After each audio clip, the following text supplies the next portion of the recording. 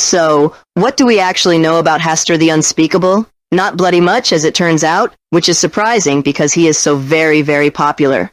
Despite not being a Lovecraft original, despite not showing up in Lovecraft's actual corpus at all except for one throwaway list of spooky mythos entities mentioned, and despite Robert W. Chambers being a pretty obscure writer all told, Hastur shows up everywhere. He is probably the most famous mythos god, with the exception of Big C, and I'd wager that within the greater mythos, he actually gets more screen time than any of his competitors. There are tons of short story anthologies devoted specifically to him and his stuff. He shows up in everything from ancient webcomics to 4chan-style CYOAs. He got to be a seasoned villain on True Detective, and yet most of that stuff somehow manages not to be very informative. He is very scary and apocalyptically destructive, just like every other mythos deity. He drives people to madness just like every other mythos deity, only somehow even more so. His activity is focused around the star Aldebaran. He's likely to notice if you call his name, and that's most of what we get from most of our sources. The stories, unsurprisingly, strongly favor terror and confusion over any kind of explanation or exploration. Even the RPG sourcebooks, which usually spell out all their world-building in tedious detail, tend to throw up their hands and say, Hastur is a weird alien god and no one understands what's up with him. Here, the cultic priest nods sagely and notes, it's almost as though all these cosmic horror nerds are shying away from something that might truly scare them. But if we go back to the older texts, especially the Chambers stories, there's something deeper and more profound to be learned. All we have to do is put together the puzzle pieces.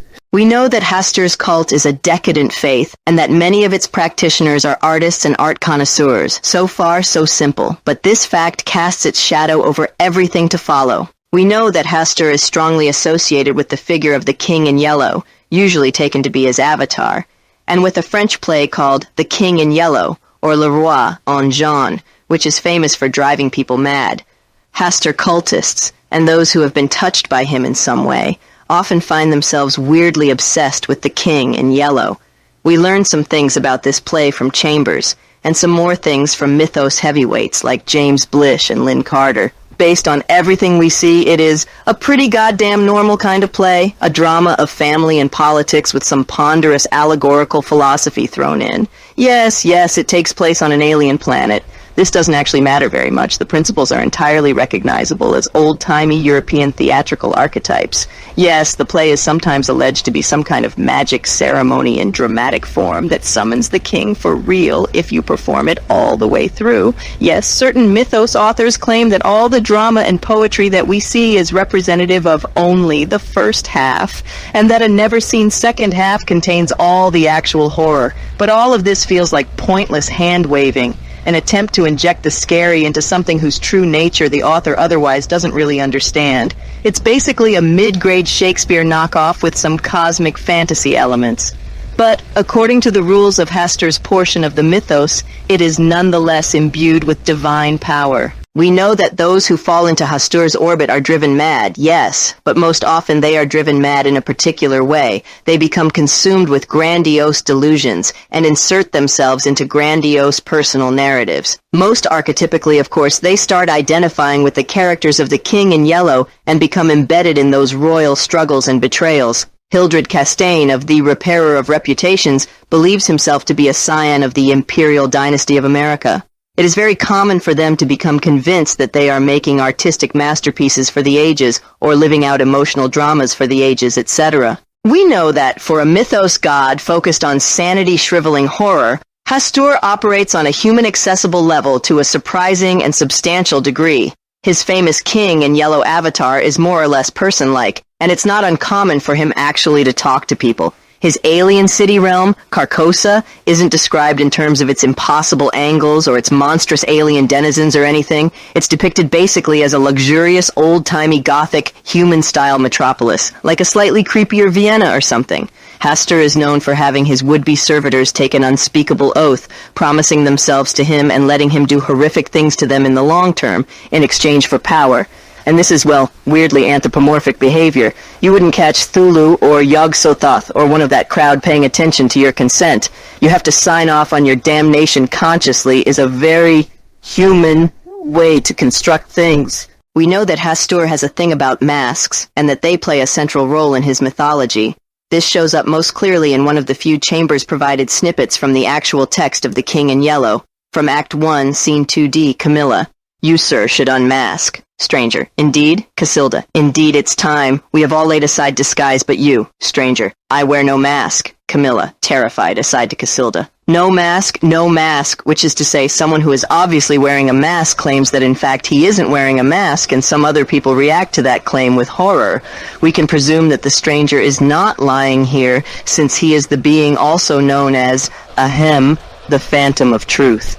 This is a slightly obscured version of a trope that we've all seen before. The stranger's mask is not the Phantom of the Opera mask, a disguise to shroud the hidden horror underneath. Nor is it a mask like Nyarlathotep's mini-masks, a disposable face, symbolizing the ability to adopt and discard identities casually. It is the exact opposite of those things. It is a mask that is truly not a mask that does not conceal reality, a mask that is in fact more real than the thing underneath. It is a mask like Batman's mask, worn for the purpose of displaying the fundamental truth. This is the secret that the stranger is using to terrify Camilla. The strange, fake-looking guise that he wears is not a fake at all. So, put it all together, we have a cult centered on art and artists, we have the god's might and hearing in the not-that-weird-seeming narrative of a period play, we have a form of God-touched madness that turns people into larger-than-life characters, we have supernal alien forces that operate in ways that are more or less comprehensible to the human consciousness, we have symbolism focusing on masks, artificial faces being truer and more important than natural faces.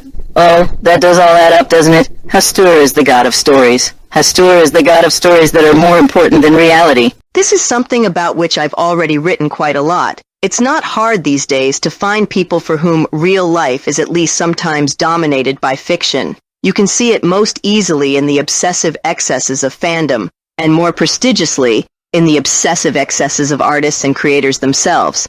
But the thing is there in a lot of places where it doesn't come with a tidy identifying label. It's there in everyone who slips into wistful daydreams of his favorite media. It's there in everyone who finishes his book or his TV show or his video game and takes a look at the reality of his world and sighs. In some ways, it's the dominant psychological development of our time, and it's getting stronger and more widespread every day. Entertainment, which is to say narrative, is taking up more and more of our brain space. It is an enchantment whose siren song is hard to resist for many, and resistance gets ever harder as the quality of the entertainment continually improves. Fools, at least the fools who are into escapist stuff, think that this has to do with the content of their escapism.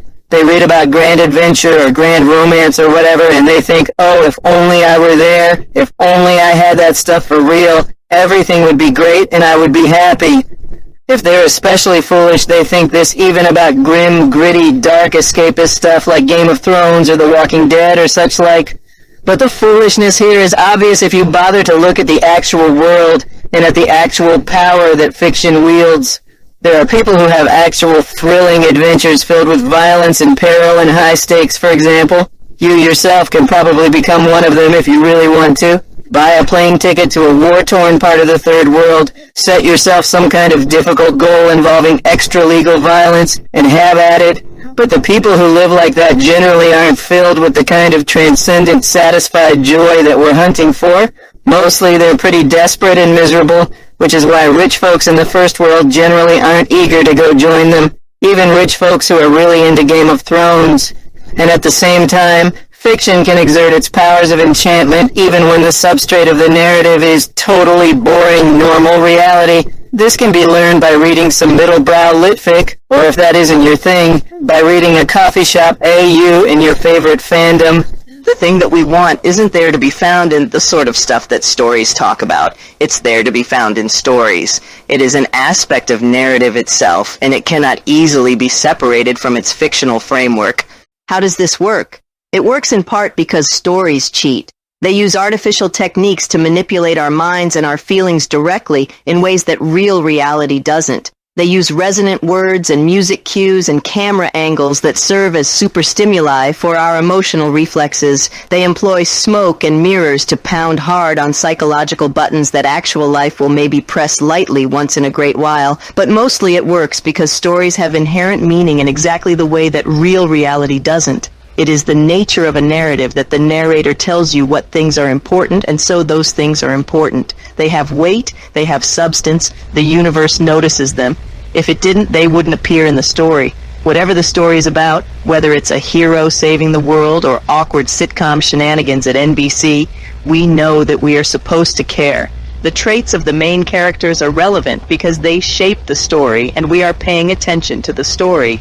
And for some of us, that is the thing we most desperately want. We want to matter. We want there to be meaning in our lives, not some kind of jury-rigged existentialist, I've decided that it's meaningful to me meaning, but real meaning that is endorsed by metaphysical powers as exalted as author and audience.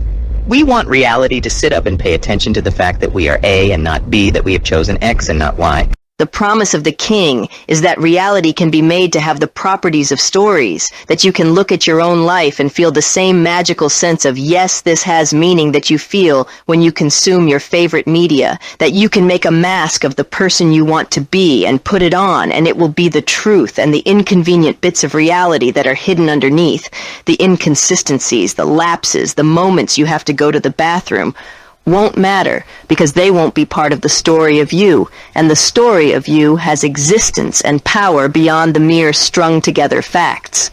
The king is a cruel king. He likes melancholy, tragedy, irony. He's not necessarily going to make you happy, but if the thing you really want is meaning, well, it may be worth sacrificing some happiness on that altar. It's damn hard to get that in a universe that seems steadfastly devoted to treating us with a perfect callous indifference. So what do? Some of us lie to ourselves and insist on believing or claiming to believe in an omnipotent personal God who judges our virtues and our vices, who shepherds us to salvation and damnation, who built the universe for our sake, who constantly tells us that our lives are meaningful. Some of us drink in a constant stream of fiction where there's meaning to be found and try to live in that vicarious headspace as much as possible and sigh wistfully whenever we're pulled back to the world of uncaring brute matter.